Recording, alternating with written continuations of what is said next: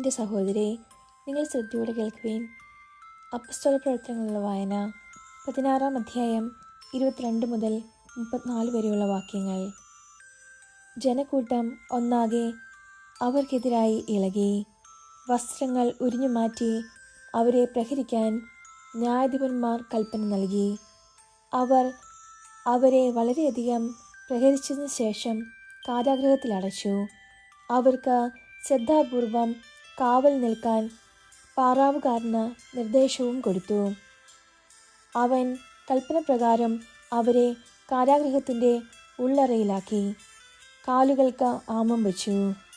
അർദ്ധരാത്രിയോടടുത്ത് പൗലോസും സീലാസും കീർത്തനം പാടി ദൈവത്തെ സ്തുതിക്കുകയായിരുന്നു. തടവുകാർ അത് കേട്ടുകൊണ്ടിരുന്നു. പെട്ടെന്ന് വലിയൊരു ഭൂകമ്പമുണ്ടായി. കാരാഗൃഹത്തിൻ്റെ അടിത്തറ കുലുങ്ങി. എല്ലാ വാതിലുകളും തുറക്കപ്പെട്ടു. എല്ലാവരുടെയും ചങ്ങലകൾ അഴിഞ്ഞു വീണു. കാവൽക്കാരൻ ഉണർന്നപ്പോൾ കാരാഗൃഹ വാതിലുകൾ തുറന്നു കിടക്കുന്നത് കണ്ടു. തടവുകാരെല്ലാം രക്ഷപ്പെട്ടുവെന്ന് വിചാരിച്ച് അവൻ വാൾ ഊരി ആത്മഹത്യക്കൊരുങ്ങി. എന്നാൽ പൗലോസ് വിളിച്ചു പറഞ്ഞു, സാഹസം കാണിക്കരുത്, ഞങ്ങൾ എല്ലാവരും ഇവിടെ തന്നെയുണ്ട്.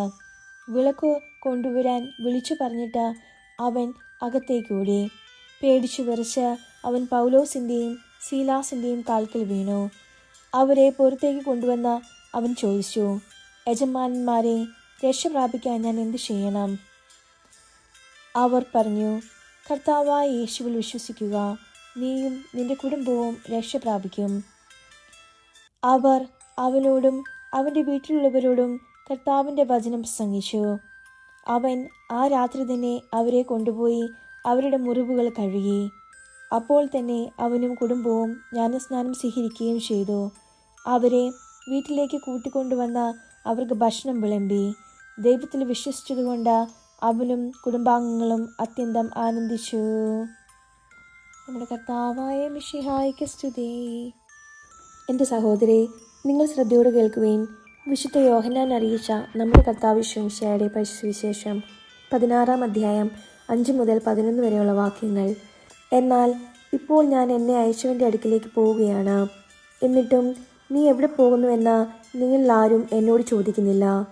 ഞാൻ ഇതെല്ലാം നിങ്ങളോട് പറഞ്ഞതുകൊണ്ട് നിങ്ങളുടെ ഹൃദയം ദുഃഖപൂരിതമായിരിക്കുന്നു. എങ്കിലും സത്യം ഞാൻ നിങ്ങളോട് പറയുന്നു, നിങ്ങളുടെ നന്മയ്ക്ക് വേണ്ടിയാണ് ഞാൻ പോകുന്നത്. ഞാൻ പോകുന്നില്ലെങ്കിൽ സഹായകൻ നിങ്ങളുടെ അടുക്കിലേക്ക് വരികയില്ല. ഞാൻ പോയാൽ അവനെ നിങ്ങളുടെ അടുക്കിലേക്ക് ഞാൻ അയക്കും. അവൻ വന്ന് പാപത്തെക്കുറിച്ചും നീതിയെക്കുറിച്ചും ന്യായവിധിയെക്കുറിച്ചും ലോകത്തെ ബോധ്യപ്പെടുത്തും. അവർ എന്നിൽ വിശ്വസിക്കാത്തതിനാൽ പാപത്തെക്കുറിച്ചും ഞാൻ പിതാവിൻ്റെ അടുക്കിലേക്ക് പോകുന്നതുകൊണ്ടും നിങ്ങൾ ഇനിമേൽ എന്നെ കാണുകയില്ലാത്തതുകൊണ്ടും നീതിയെക്കുറിച്ചും ഈ ലോകത്തിൻ്റെ അധികാരി വിധിക്കപ്പെട്ടിരിക്കുന്നതിനാൽ ന്യായവിധിയെക്കുറിച്ചും ബോധ്യപ്പെടുത്തും. നമ്മുടെ കർത്താവായ മിശിഹായ്ക്ക് സ്തുതി.